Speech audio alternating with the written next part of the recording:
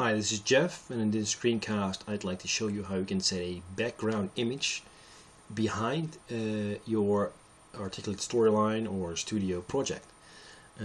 By default you can pick a color, but you might want to expand on that and add an image in the background. And by default the articulate player does not provide any such function.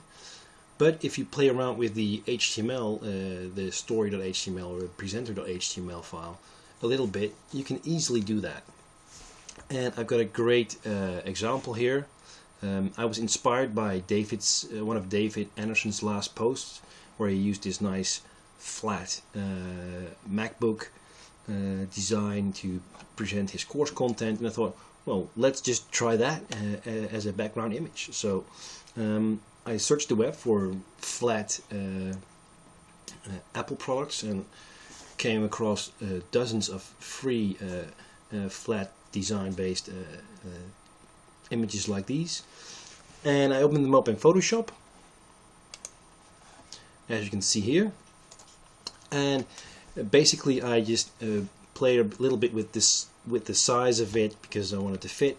And basically this is the content area, the screen area where I want to have my content displayed. So I quickly grabbed the magic wand tool, made a selection to see how big it was, and stretch it up a little bit. So my canvas size should be 901 by 563, right? So I went into storyline.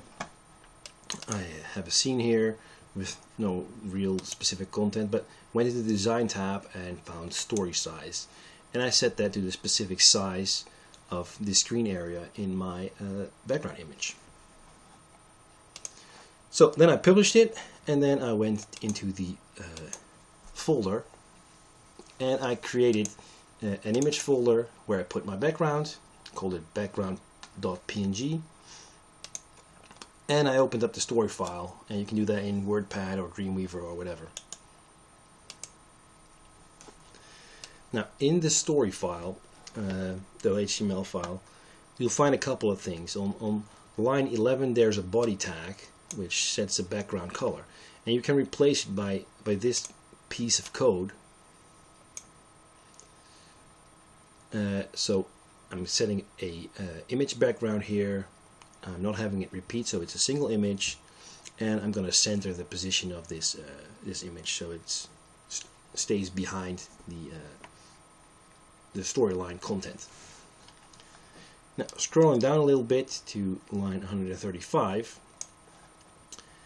there's a line called window mode, and by default it's set to window, and it states that the options you've got here are opaque and window, but if you set it to transparent, it actually makes the background transparent so the image can bleed through.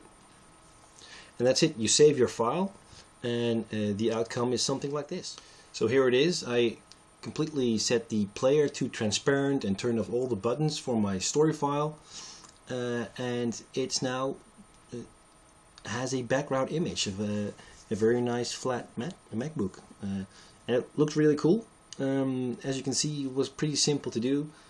I'll post the lines of code as well. These were based on a concept that Marcel van Lierop of e-learning multimedia presented on the Dutch Articulate User Day, and I took it a step further by centering the image in the background. So that's it. Hope you liked it, and see you next time.